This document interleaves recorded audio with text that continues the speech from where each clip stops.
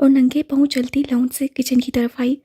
स्याह लंबी कमीज और स्याह खुले ट्राउजर में उसका कद मजीद दराज लग रहा था। किचन में अंधेरा फैला था।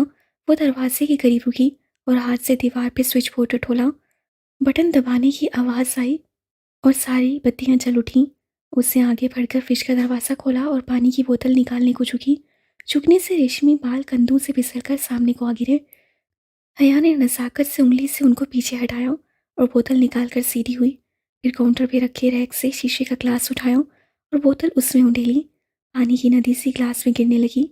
तभी उसकी निगाह काउंटर पे रखी किसी सफ़ेद चीज़ पे पड़ी। वो जैसे चौंक उठी। बोतल वहीं स्लैब पे रखकर उसकी तरफ आई। वो सफ़ेद अधखोले गुलाबों का बुके था जिसमें कहीं कहीं सब्ज पत्ते झलक रहे थे। साथ ही एक बंद सफ़ेद लिफाफा रखा था। हया ने गुलदस्ता उठाया और चेहरे के करीब लाकर आंखें मूंदे सूंघा। दिल फरेब ताजगी भरी महक उसके अंदर तक उतर गई। फूल बिल्कुल ताज़ा थे, जैसे अभी अभी तोड़े गए हों। जाने कौन रख गया इधर। उससे बंद लिफाफा उठाया और पलट कर देखा। उस पे घर के पते के ऊपर नुमाया सा हया सुलेमान लिखा था। पीछे भेजने वाले का पता ना था, बस कोरियर सर्विस की मोहर और स्टिकर लगे थे। मोहर पे एक रोज़ कभी की तारीख थी। उसको कभी किसी ने यूं फूल नहीं भेजे थे। क्या मामला था ये भला। उलझते हुए हया ने लिफाफा चेक किया। अंदर एक मोटा कागज था। उससे 2 उंगलियां लिफाफे में डालकर कागज पकड़ा और बाहर निकाला।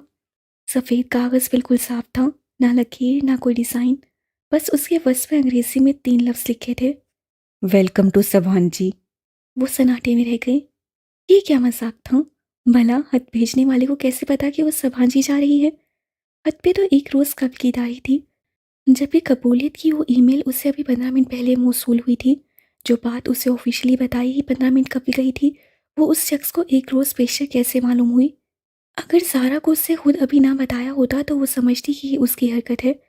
और ये हद सभांजी यूनिवर्सिटी की तरफ से भी नहीं आ सकता था, क्योंकि उस पर एक कौमी सतह की कोरियर कंपनी की मोहर लगी थी। फिर किसने भेजा उसे ये। पानी से भरा ग्लास वहीं स्लैब पे छोड़कर बुके और लिफाफा उठाए वो उलझती हुई अपने कमरे की तरफ चली गई। दोपहर की ठंडी सी छाया हर सू छाई थी। वो पर्स कंधे से लटकाए बारीक हील से चलती पोर्च में खड़ी अपनी कार की तरफ आई। जो थी तो उसके भाई रोहेल की, मगर उसकी पढ़ाई के गर्ज से अमेरिका चले जाने के बाद हया की मलकियत थी। उससे चाबी लॉक में घुमाई ही थी कि गेट के उस पार से सारा आती दिखाई दी। वो दरवाज़ा खोलकर मुस्कुराती हुई सीधी हुई। हया, मुझे तो कोई ईमेल नहीं आई। ज़ारा ने अधखोले गेट को धकेलकर अंदर कदम रखा। उसके चेहरे पे उदासी थी। वो दरमियानी शक्ल और सूरत की स्टाइलिश सी लड़की और हया की हम उम्र थी। कोई बात नहीं, 1-2 दिन में आ जाएगी। तुम फिक्र ना करो, हमने साथ ही अप्लाई किया था। मेरा सिलेक्शन हो गया है तो तुम्हारा भी हो जाएगा। हया ड्राइविंग सीट का दरवाज़ा आधा खोले खड़े खड़े बताने लगी। मगर स्कॉलरशिप प्रोग्राम कोऑर्डिनेटर के ऑफिस के बाहर आज जो लिस्ट लगी है उसमें भी मेरा नाम नहीं है। और मेरा सिर्फ तुम्हारा है हमारे डिपार्टमेंट से। और इन्वायरमेंटल साइंसेस की एक लड़की हतीजा राना का है। मेरा ख्याल है मेरा सिलेक्शन ही नहीं हुआ। ओह, उसे वाकई अफसोस हुआ। रात फ़ोन कॉल के बाद उसकी ज़ारा से अब बात हो रही थी। है, तुम कहीं जा रही थी। ज़ारा चेहरे पर दोबारा बशाशत लाते हुए पूछने लगी।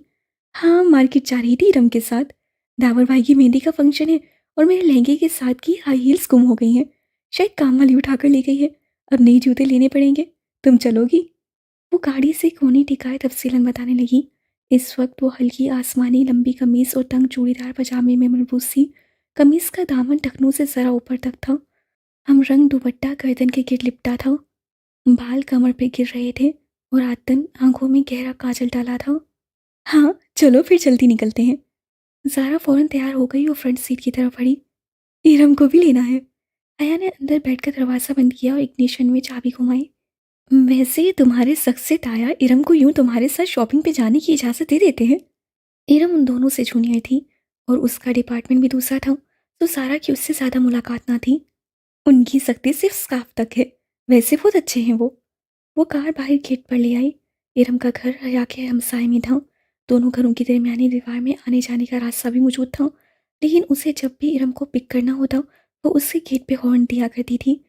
अब भी जोर का हॉर्न दिया तो चंद ही लम्हे बाद इरम बाहर निकल आई। कांसी लंबी कमीज और ट्राउजर में मलबूस हमरंग दुपट्टा फैलाकर सामने लिए, चेहरे के गिर्द मैचिंग कांसी स्कार्फ लिपेटे, वो तकरीबन भागती हुई पिछली सीट के दरवाजे तक आई थी।